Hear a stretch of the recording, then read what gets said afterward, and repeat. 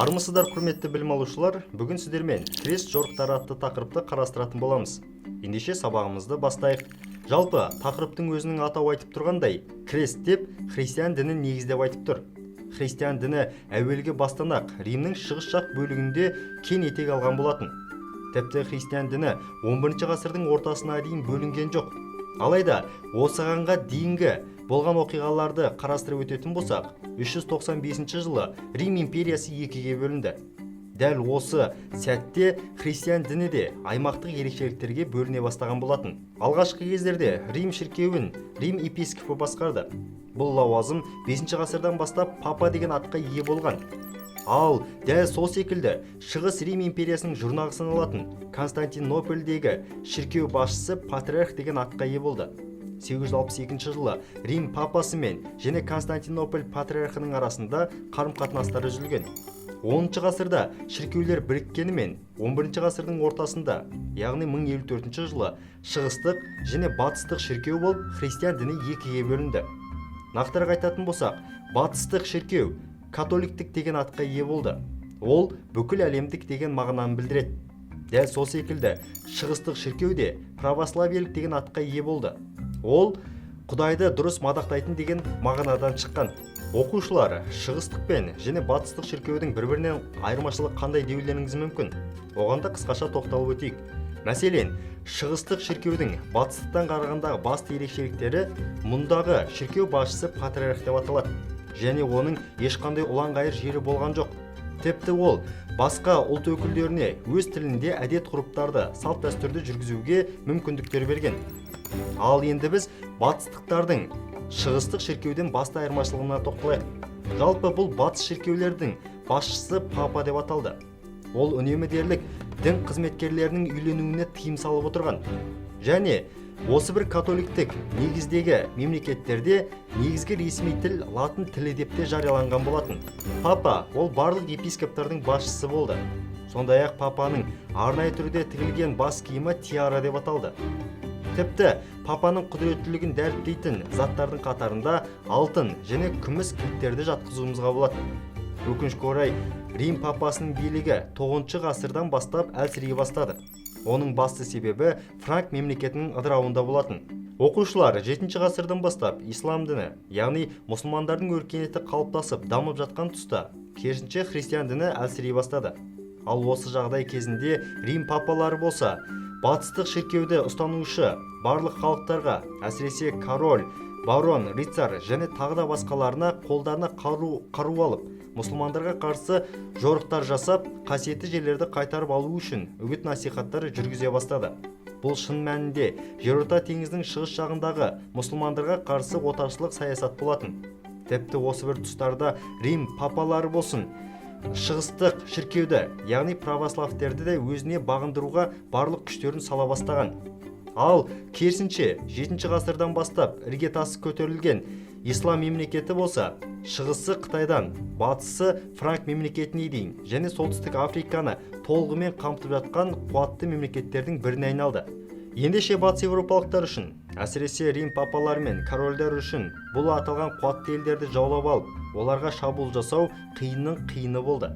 Өйткені осы бір аталған христиан дінінің ішінде де екіге бөлінушілік және бір-бірімен татулықтың орнына керісінше қақтығыстар орын алып жатқан тұста одан әрі қиындай түсетін. 1095 жылы оңтүстік Францияның Клермон атты қаласында шіркеулік собор шақырылды. Онда Рим папасы 2 Урбан барлық жиналғандарға қолдарына қару алып, қасиетті жерді жаулап алған селжүк түріктеріне қарсы жорық ұйымдастыруға шақырған болатын. Бұл аталған үндеуді алғашқы кезде қарапайым рыцарлар қабыл алды. Кейіннен жаңадан жерді жаулап алу үшін әрекет жасаған король, барон және тағы да басқалары бірінен кейін бірі келісе бастады. Тіпті кедейленген шаруалар мен көпестер де кресшілердің арасын толықтыра түскен болатын. Осылайша кресшілердің мұсылмандарға қарсы жорықтары басталды. Бұл 200 жылға созылған болатын. Шамамен 1095 және 1292 жылдар аралығын қамтиды. Экранда көрсетіліп тұрғандай, тарихта 8 атақты кресш жорықтары қалған болатын. Ендеше солардың маңыздыларына да қысқаша тоқталып өтейік. Айтпақшы, кресшілер өздерін ерекшелеп тұру үшін арнайы қызыл матадан крест бейнесін жасап өздерінің киімдеріне тігіп алған болатын. Осылайша тарихта кресшілер жорығы деген атпен қалған. Кресшілердің арасындағы әрбір жауынгер өздерін қасиетті жерге сапар шегіп бара жатырмыз деп есептеген болатын. Осындай жорықтардың бірі 1096 жылы орын алды. Нақтырақ айтатын болсақ, Германиямен және Франция жерінен ондаған мың кедей шаруалар жасақ құрып, киелі жерге сапар шекті. Олардың басшысы Францияның Амин деп аталатын елді мекеніндегі тақуа Петр Пустиник болатын. Сондай-ақ Петрге рыцарь Бальтерді көмек көрсетті. Алайда бұл аталған кедей жасағының бір бөлігі ғана Византия жеріне аман-есен жетті. Бірақ оларды король Алексей Комнин өтірік жылы шырай танытқан болып, Босфор бұғазы арқылы Кіші Азияға аттандырып жібереді. Кіші Азияға еніп келе жатқан кресшілерді түрік селжүктері бірінен кейін бірін қырып салған болатын. Осы тұста кедей жасақтарына арнайы көмек көрсету үшін Батыс Еуропа жерінде феодалдардың жасақтары да құрыла бастады. Әсіресе олардың әскері 3 бөлікке бөлінген болатын. Бірақ олардың басшылары бір-біріне бағынбады. Тіпті бір-бірін тыңдап, бірігу әрекетін жасамадыған да болатын. Осы орайда әскердің бір бөлігі Рейн Дунай арқылы жүріп өткен болса, екінші бір бөлігі Адриат теңізі арқылы жүріп өтті. Тіпті үшінші әскер бөлігі арнайы теңіз жолымен осы бір киелі жерге аттанған болатын. 1098 жылдың басында Балдуин Флоренский бастаған кресшілер Месопотамияның бай қаласы аталатын Эдессаны басып алды. Эдесса негізінен армендардың қаласы болатын. Тіпті бұл жерде алғаш рет кресшілер өздерінің мемлекеті Эдесса графтығын құрды. Осы сәттерден бастап кресшілер жаулап алған жерлерін үнемі қорғап тұру үшін арнайы күш құралдарын пайдалануға тура келді. Тіпті олар арнайы түрде жасақты да құру үшін барын сала бастаған болатын. Осы бір сәттерде діни рыцарлық ордендер құрыла бастады. Мысалы солардың қатарында Госпитальер, Тамплиер және де Тевтон сынды ордендер құрылған болатын. Тевтон ол неміс ордендері. Оқушылар негізінен Сирия мен Палестина жеріндегі халықтар кресшілерді өте қатты жек көрді. Тіпті оларға арнап қайта-қайта көтерілістер ұйымдастырып отыратын. Осыған байланысты Клерво монастырының аббаты болған Бернар қайтадан кресшілердің қолына қару алып, Палестинаға шабуыл жасауға ұран тастайды. Осыны мақұлдаған француз королі 7-ші Людовик пен және неміс императоры 3-ші Конрад қайтадан әскерімен Палестина жеріне аттанады. Алайда олар белгілі бір нәтижеге қол жеткізе алмады. Бұл негізінен екінші кресс жорығының басталуы болатын. Екінші кресс жорығы 1147-1149 жылдар аралығын қамтиды. Жалпы аталған кресшілерді Кіші Азияда селжұқ түріктері женіп кері қайтуына мәжбүрлеткен болатын. Осы орайда Египеттегі билік Салахаддин қолына өткен болатын. Жалпы Салахаддин Египеттегі билікті 1171 жылы қолына алып, және барлық күшті кресшілерге қарсы жұмылдыра бастайды. Алғашқы сәтте Салахаддин болса 1187 жылы Сирия мен Палестина жеріндегі кресшілерді қуып шыққан. Соның нәтижесінде Иерусалимді қайтадан қайтарып алады. Осы сәттен бастап Иерусалим мұсылмандардың қолына өтеді. Иерусалимнен айырылып қалған кресшілер қайтадан жорыққа шыға бастайды. Бұл 1189-1192 жылдар аралығындағы 3-ші кресс жорығымен ұласқан болатын. Кресшілердің басшылары неміс императоры 1-ші Фридрих Барбаросса, ал ағылшын королі арыстан жүректі 1-ші Ричард және француз королі 2-ші Филипп Август бастап шыққан болатын. Өкінішке орай бұл үшеуінің арасында ауызбіршілік болмады. Тіпті бірін екіншісін жеңсем деген ой басым болған. Соның нәтижесінде әскерлер бірікпегендіктен де 3 бағытта соғысқа аттанып кете барады. Нәтижесінде 1190 жылы алғаш рет Кіші Азияға Фридрих Барбароссаның әскері келіп жығылған болатын. Өкінішке орай оның әскері Аккаға жете алмады. Нәтижесінде Салеф өзенінен өту барысы кезінде Фридрих Барбаросса суға кетіп қаза табады. Ал қалғандары кері қайтуға мәжбүр болған болатын. Осылайша Иерусалимді кресшілер басып ала алмады. Иерусалим мұсылмандардың қолында қала берген болатын. Осыған байланысты 1202 жылы Рим папасы 3-ші Иннокентий кресшілерге қайтадан қолына қару алып соғысу қажет еткендігін ұран тастайды. Соның нәтижесінде кресшілер Кіші Азия, тіпті біршама аймақтарды басып алу үшін жолға аттануға дайындалады. Осы сәтте теңіз арқылы баруды жоспарлаған кресшілер Венеция әміршісінен кеме жалдатып алған болатын.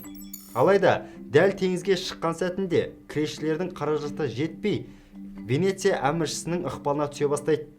Ал сол сәтте Венеция әміршісі болса, өзінің баяғыдан бері қарсыласы болған Константинополь қаласын жаулап алу үшін кресшілерді соған қарай бағыттайды. 1204 жылы 20 мыңға дейін жететін кресшілер Константинополь қаласына басып кіріп, тас талқан етіп қиратқан болатын. Константинополь қаласының ойран топанын шығарып, халқын қырып, және үлкен байлыққа кенелген кресшілер Палестина жеріне барудан бас тартады. Соның нәтижесінде осы аймақта Латын империясын құрған болатын. Латын империясы 1261 жылға дейін өмір сүреді.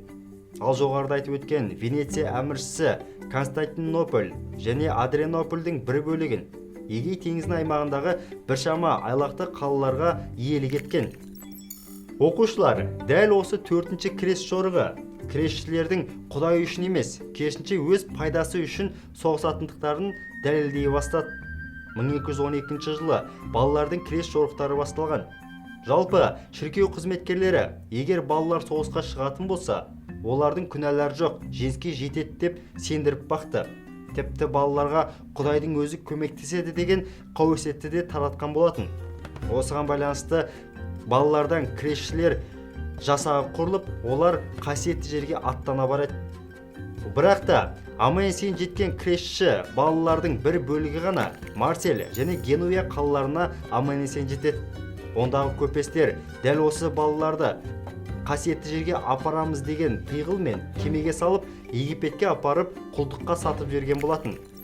Оқушылар 13-ші ғасырда Египет мәмлүктерінің билігінде болды. Алдыңғы сабақтарымызда айтқандай, мәмлүктер қатарынан шыққан Сұлтан Бейбарыс 1260-1277 жылдар аралығында билік құрған. Жалпы Сұлтан Бейбарыс кресшілерге қарсы қауырт соғыстар ұйымдастырды.